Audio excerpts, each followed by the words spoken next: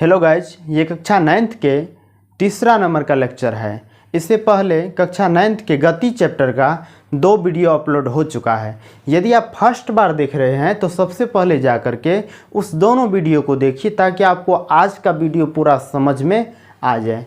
चलिए आज हम लोग चाल के प्रकार के बारे में समझेंगे। बताए थे आपको कि चाल जो है 4 प्रकार के होते हैं। उसमें पहला है एक समान चाल। एक समान चाल क्या हुआ? तो हमने कहा कि जब कोई पिंड समान समय में समान दूरी तय करे, मतलब उसका समय समान हो और दूरी भी समान तय करे, तो उसकी चाल को एक समान चाल कहते हैं। कि जब कोई पिंड समान समय में समान दूरी तय करे तो उसकी चाल को एक समान चाल कहते हैं। जैसे चित्र की मदद से समझिए। देखिए 1 सेकेंड में इन्होंने 2 मीटर का दूरी तय किया, फिर अगला 1 सेकेंड में 2 मीटर का दूरी तय किया, फिर अगला 1 सेकेंड में 2 मीटर का ही दूरी तय किया, फिर अगला 1 सेकेंड में 2 मीटर का ही दूरी तय किया, पुनः अगला 1 सेकेंड में 2 मीटर का ही दूरी तय किया। तो आप देख पा रहे होंगे इनका समय भी समान है और दूरी भी समान तय किया। जैसे कोई मोटरसाइकिल 10 मिनट में 10 सेकेंड में 20 मीटर का दूरी तय करता है, फिर अगला 10 सेकेंड में 20 मीटर का दूरी तय करता है, फिर अगला 10 सेकेंड में 20 मीटर का दूरी तय करता है, तो उनकी चाल को एक समान चाल कहेंगे। ठीक ना? तो एक समान चाल कंप्लीट हो गया। आगे चलिए असमान चाल। जब कोई पिंड समान समय में असमान दूरी तय करे अथवा असमान समय में समान दूरी तय करे तो उसके चाल को असमान चाल कहते हैं। अब जैसे देखिए 1 सेकेंड में 2 मीटर, फिर अगला 1 सेकेंड में 3 मीटर दूरी तय कर लिया। इसका देखिए दूरी समान तो नहीं है। 1 सेकेंड में 2 मीटर, फिर अगला 1 सेकेंड में 3 मीटर, फिर अगला 1 सेकेंड में 7 मीटर दूरी तय कर लिया, फिर अगला 1 सेकेंड में 9 मीटर, फिर अगला 1 सेकेंड में 10 मीटर। तो इनकी चाल को असमान चाल कहेंगे। ठीक है। अगला देखिए ताक्षणिक चाल। ये क्या हुआ? किसी खास जगह पर किसी खास समय में पिंड की चाल को ताक्षणिक चाल कहते हैं। जैसे दोस्तों किसी मोटरसाइकिल है, कोई मोटरसाइकिल है तो उसका 10:15 मिनट 2 सेकेंड 10:15 मिनट 2 सेकेंड में मोटरसाइकिल की जो चाल होगी उसको क्या कहेंगे? ताक्षणिक चाल। मतलब ये बहुत कम समय के लिए होता है। जैसे सपोज कीजिए ना कि आप साइकिल चला रहे हैं, अचानक सामने में बकरी आ गया तो आप क्या करते हैं? तुरंत क्लच ब्रेक मारते हैं, तुरंत ब्रेक मार लेते हैं। ब्रेक मारने के बाद क्या होता है? बकरी भाग जाती है, पुनः आप जो है चलाना साइकिल शुरू करते हैं। तो जिस टाइम में ब्रेक मारते हैं तो साइकिल धड़ाम से रुकने जाता है, फिर आप उसको छोड़ते हैं ब्रेक को तो थोड़ा सा अपने चलता है ना। उसके बाद फिर पैडल मारते हैं सीट पर के ऊपर में चढ़ करके, फिर वो पिकअप पकड़ लेता है। तो जिस टाइम में ब्रेक मारे उस टाइम का जो चाल हुआ उसी को क्या कहेंगे दोस्तों? ताक्षणिक चाल कहेंगे, है ना। अगला देखिए औसत चाल। भिन्न भिन्न समय में किसी पिंड द्वारा तय की गई दूरी और तय की गई दूरी के अनुपात को औसत चाल कहते हैं। जैसे एक एग्जाम्पल से आपको समझा देते हैं।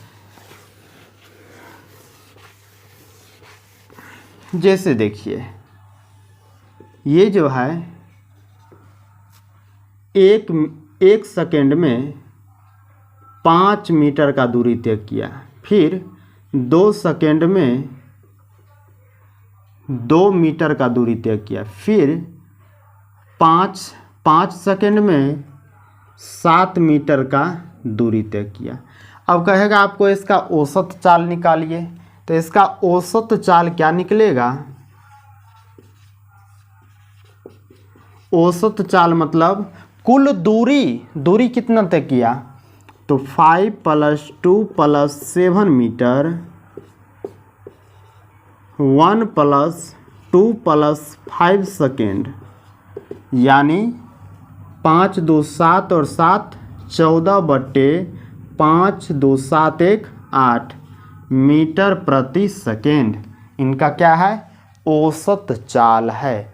औसत चाल बराबर कुल दूरी बटा कुल समय, यानी कोई दूरी तय करने में जितना दूरी तय करते हैं और तय करने में जितना समय लगता है, उसका जब अनुपात निकालिएगा, रेशियो निकालिएगा, तो वो आपका क्या निकल जाएगा? औसत चाल। उम्मीद करते हैं आपको चाल के पूरे प्रकार में कोई प्रॉब्लम नहीं रहा होगा। यदि आप स्क्रीनशॉट नहीं लिए हैं तो ले लीजिए, अन्यथा आप लिख भी सकते हैं। इससे पहले मिटा भी दिए थे, बीच में आप रोक करके स्क्रीनशॉट ले लीजिएगा। इनको आप अच्छा से समझ लीजिएगा। ठीक, चलिए अब समझते हैं वेग क्या होता है। वेलोसिटी निश्चित दिशा में स्थान परिवर्तन की दर को वेग कहते हैं। निश्चित दिशा में, इसका दिशा निश्चित होना चाहिए। ये भी कह सकते हैं विस्थापन की दर को वेग कहते हैं, ये भी परिभाषा होगा।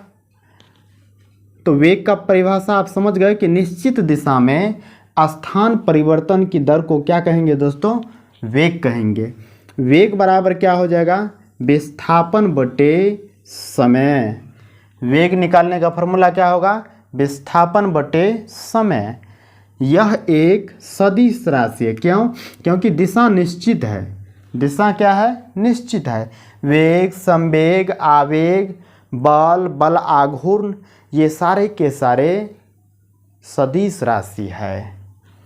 इसका SI मात्रक क्या होगा? मीटर प्रति सेकेंड, या ऐसे भी आप लिख सकते हैं मीटर प्रति सेकेंड को। इसी को ऊपर ले जाएंगे तो ये क्या हो जाएगा? माइनस में हो जाएगा। ठीक ना? तो वेग आपको समझ में आ गया। अब हम लोग त्वरण को समझते हैं। त्वरण क्या होता है? देखिए, त्वरण क्या होगा? एक्सीलरेशन। तो वेग में परिवर्तन की दर को त्वरण कहते हैं। दोस्तों, वेग में परिवर्तन की दर को, यानी वेग जो परिवर्तित होगा तो किस दर से परिवर्तित होगा, उसी को क्या कहेंगे? त्वरण कहेंगे। वेग में परिवर्तन की दर को त्वरण कहते हैं। और त्वरण बराबर क्या होगा? वेग में परिवर्तन बटे समय, यानी A बराबर V - U/T। ये मस्ट इम्पोर्टेंट फार्मूला है क्लास 9th का। बहुत सारे न्यूमेरिकल इस फार्मूला से बनेंगे, आप इसको अच्छा से याद रखिएगा। इसे यानी त्वरण को A से डिनोट करते हैं, सूचित करते हैं। त्वरण का SI मात्रक मीटर प्रति सेकेंड स्क्वायर, यानी इसको ऐसे भी लिख सकते हैं आप। इसका SI मात्रक भी बहुत इम्पोर्टेंट है, आप याद रखिएगा, ऑब्जेक्टिव में पूछा जाएगा। त्वरण एक सदिश राशि है, ये भी मस्ट इम्पोर्टेंट है, स्टार है क्वेश्चन ये। ठीक है, तो त्वरण क्या हुआ? वेग में परिवर्तन की दर को त्वरण कहते हैं। और त्वरण को A से डिनोट करेंगे, A बराबर V - U/T होगा। उम्मीद करते हैं आपको त्वरण तक में कोई प्रॉब्लम नहीं होगा।